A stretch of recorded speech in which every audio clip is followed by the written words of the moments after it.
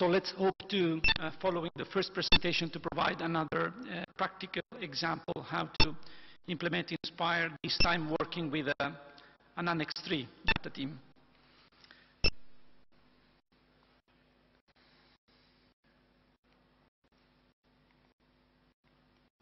So, just a first introduction about the project we are working on, and then some user requirements, some basic flow about the geodatabase design for the AIR theme, from the conceptual level to the matching tables and to the physical geodatabase. Next steps and open points, because it's a project recently started and going on, and some conclusions.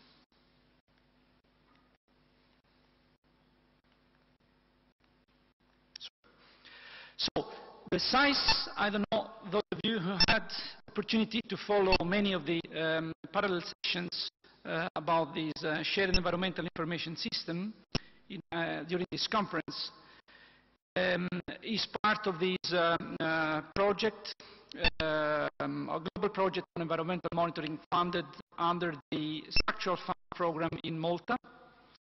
This bigger project is developing national environmental infrastructure and capacity, and co-financed by the European Regional Development Fund, which provides 85% of the project funding, and the rest provided by the national funds. They basically opened a tender to provide these services. The project, as in quote, is aimed to radically improving the national environmental monitoring capacity in starting with 5 environmental themes: air, water, radiation, noise, and soil. It will result in the procurement of equipment, information management systems, environmental baseline surveys, training of staff, and the enhancement of national monitoring programs in these 5 environmental themes. So in this full cycle, you see some practical implementation. And this presentation is focused on a very specific step of all this provision, because it describes the activities accomplished so far for the design and development of the data model and the associated geodatabase for the AIR theme of the system. And I'd like to close this introduction section putting a question: putting SEIS in action through putting Inspire in action. So let's keep alive this question. Please be patient for the next 15 slides, because at the end I will represent this question providing my answer.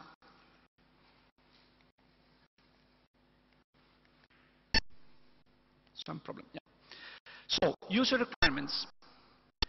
The MEPA, the Malta Environment Planning Authority, overall system architecture to be used for the development of the SEIS Malta is based on an ArcGIS Server platform, and ArcSDE must be employed to manage the underlying geospatial data that will be stored in Microsoft SQL Server International Database Management System. This is a specific requirement in the terms of requirement of the tender.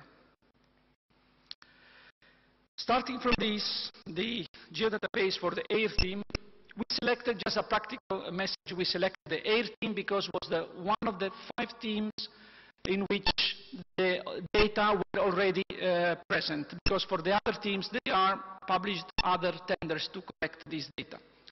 So these simple 6 steps: analysis of the target data model, which are in this case, the Inspire Environmental Monitoring Facilities data specifications, the version 2.0 available so far. And this analysis took, we are not so skilled as the previous speaker, so a little bit more than 2 days, just to put a time scale. Let's say a couple of weeks. Then analysis of the source data, which are currently available in the MEPA website, plus some sample data provided by the contractor. Then, after these 2 steps, we entered into the conceptual design of the geodatabase according to the EF data specification. Then finally, preparation and filling in of the matching table. And then creation of the geodatabase structure with ArcGIS diagrammer, and then import of the geodatabase in ArcGIS and SQL Server. So, based on the results of first two steps, the geodatabase structure has been designed considering the following aspects. First of all, to include all the environmental monitoring facility elements for which a correspondence with the source data has been found. So following exactly the same step 2 of the previous presentation, after sitting down, then we had some comparison, and therefore the first aspect was to include these elements for which a correspondence has been found. But then to include all the additional elements not existing in the INSPIRE data model but present in the source data, because for some national, from the user requirements, they collect all some other data. And then to include also the elements not existing, the elements existing in the data specification but not existing in the source data, because the customer was really interested in to probably change also the way to collect data in order to fulfill the data specification. The environmental monitoring facility data model has been structured in order to be adapted to the modeling of different typologies of data present. And in the air data modeling, the following structure has been used. The environmental monitoring network feature type for the modeling of the measuring networks, then the same feature type for the data modeling of the air monitoring stations, and again the same feature type for the data modeling of the sensors installed on the stations, because you have a network, then you have monitoring stations, and in one monitoring stations you can have many sensors measuring many pollutants.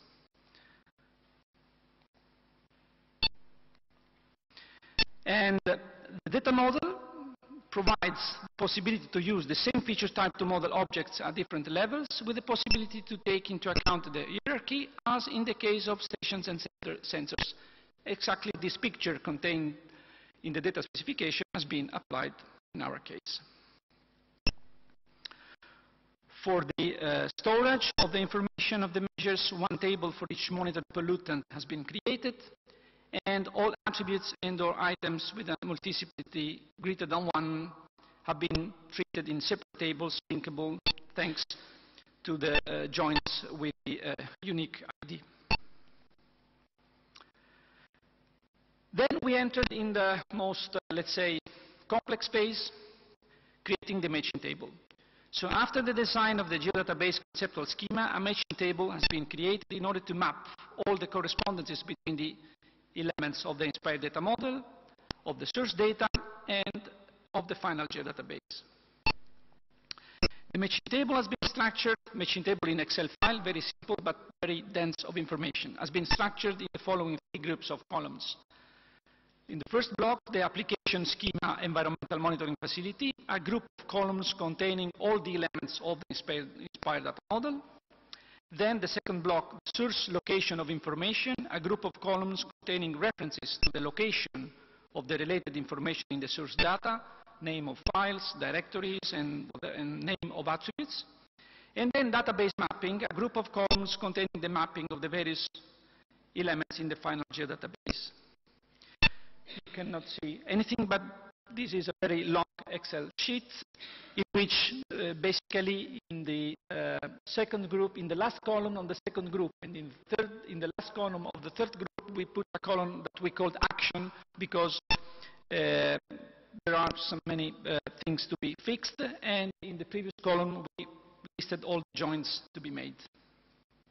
But having this matching table or mapping table, then it's easy to go to the next steps. Basically, we have these 4 cases in which, for instance, the 3 group columns, in each of the cells we have something filled in. So we have the application schema group filled, source location of information filled, database mapping filled. This remark is that this applies for all the inspired elements for which a correspondence with the source data has been found, and it has been successfully mapped in the geodatabase.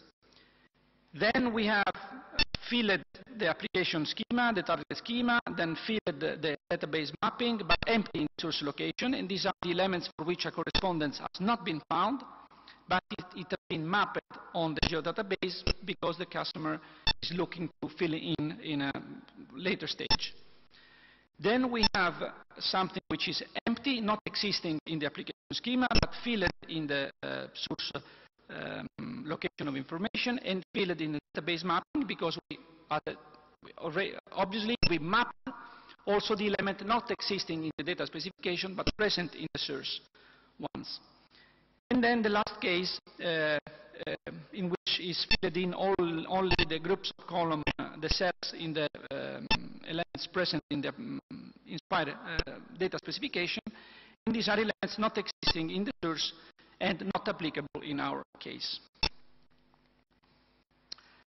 Then, moving to the last step, the physical geodatabase has been created using the visual editor ArcGIS Diagrammer, a tool allowing the creation of all the geodatabase elements, feature classes, tables, coded value domains, etc. And when completed, the geodatabase structure has been exported as XML workspace documents, a necessary proprietary file format that allows to exchange and share geodatabase schemas. The XML workspace document file can be then easily loaded in a SQL Server database using an ArcSDE connection in ArcCatalog. All these steps because the requirements at the beginning were to use such kind of final storage.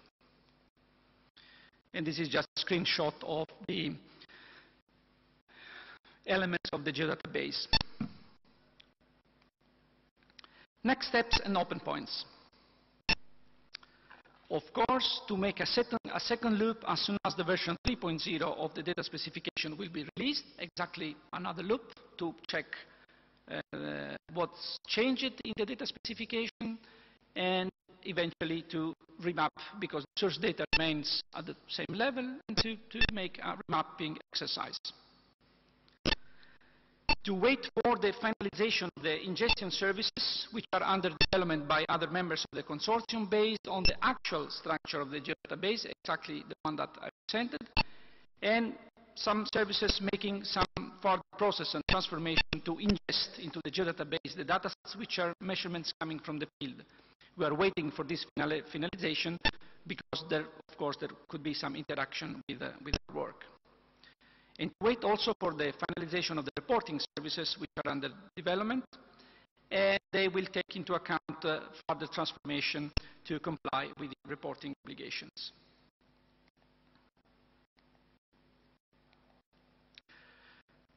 After these two kinds of services, which are part of the tender, will be finalized, we have to see if it is better to eventually to restructure the geodatabase in order to make it more close to the reporting obligations, but in this case a little bit more distant from the inspired data specifications.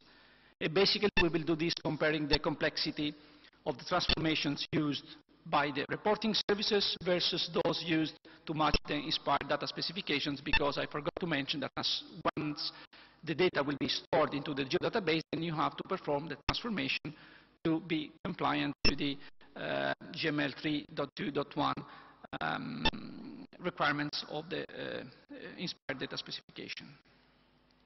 And then, of course, we have to start working on the other teams. Water team, which contains bathing waters, inland surface waters, groundwaters, noise team, soil team, radiation team. These are the teams that will follow immediately. Conclusions. Using a geodatabase to store environmental information we discovered a sort of operational need for the organizations aiming to effectively implement the data management workflows. Indeed, all of us know that GML 3.2.1 is an exchange format, probably not the most effective to deal with operational workflows into an organization. So these geodatabase structures have to be taken into account. On the other hand, a proper structure of the geodatabase will facilitate the INSPIRE compliance steps in terms of datasets interoperability. And in order to have these datasets compliant, it is convenient to replicate in the geodatabase the same structure contained in the INSPIRE GML application schema of the relevant data theme. In this way, subsequent transformation steps will be much easier. So, putting science in action through putting Inspire in action, it works for us. Thank you, and open for questions. Thanks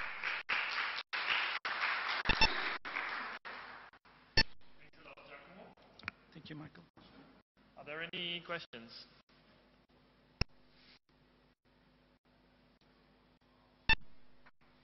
Everybody's tired from lunch? Yes, please.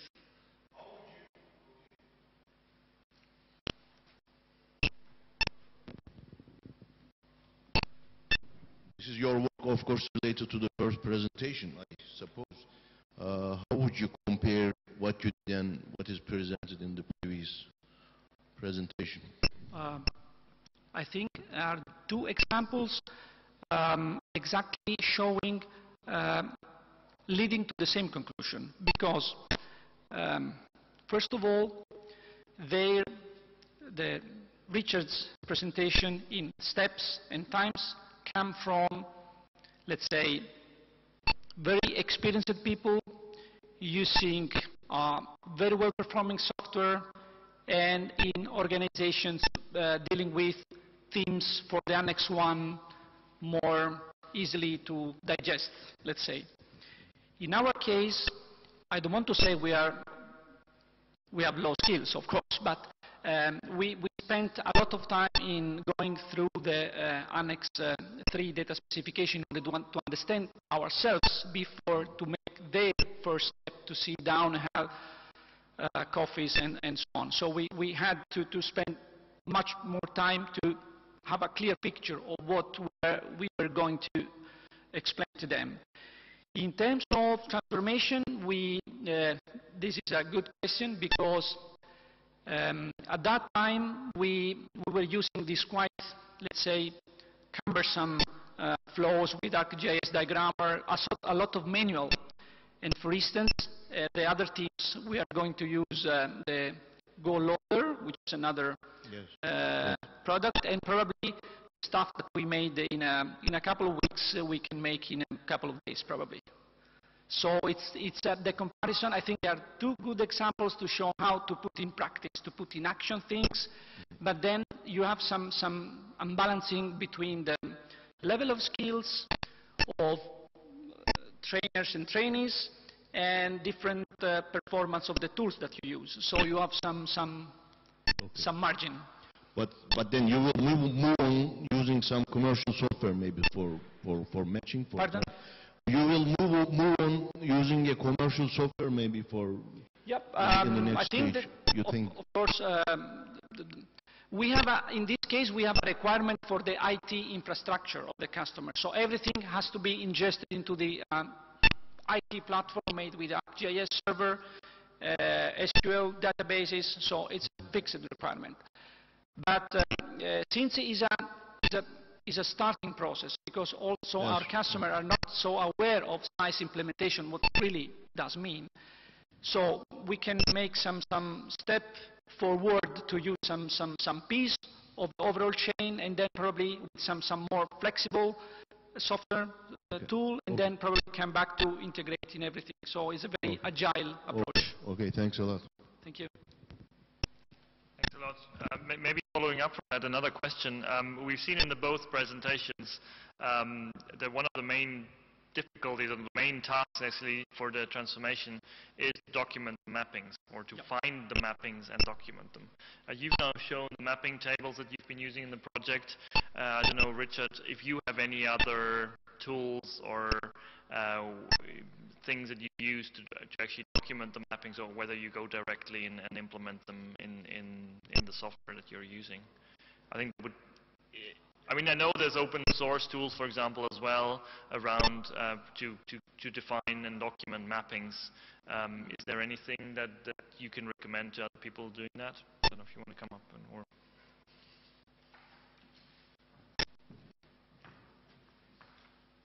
Asking a salesman from Snowflake what to recommend is a bit of a tricky question. I can explain what we do in our software. What we do is we build data transformations directly on the source database. We read the model from the database, and we read the data specifications on the other side, and we make a mapping in our software. So on one, maybe you remember one of my slides where you have one side the database model, and on the other side the specification which you want to publish to. So by a point-and-click sort of interface, we map elements from the database to elements in the data specifications. Again, quite often, as I mentioned in my presentation, what you see is that the database is quite often very different from your data specification. Like there's missing data. Data might be split out over multiple tables, or it might be just in the wrong format, or you need to do something with it. So that's something we do with a co-publisher as well with our product to make those changes in a database and then create the GML. One of the things that maybe sets us apart from others, some others, is the on-the-fly transformations. So what we do is we don't touch the source model at all, because quite often many organizations spend a lot of money and a lot of time and a lot of management in that source data model, and quite often that source database is part of a much wider organization, and you don't want to touch the database. Quite often, purely from a management point of view, you don't want to make copies of that database just for Inspire or just for national publication sets. So what we do with Publisher is we just sit on top of your source database. You set up different sort of transformations to any of the data specifications of Inspire or any other national specifications that are out there, and we do the transformation on the fly without, again, touching the database. So that makes it a very generic sort of solution. Other options are available, I should say. So just a very final tip, in a way, as a general recommendation, please, all of us, don't be reluctant to do some manual work, because sometimes it helps very much to understand the essence, as for instance in our case, how the observation and measurements specifications have been implemented into the environmental monitoring facility. So starting with hands, sometimes it's helpful, even though you lose a little bit more time, but then you recover in the next steps. Thank you. Thanks very much. I think we'll move on to the next speaker.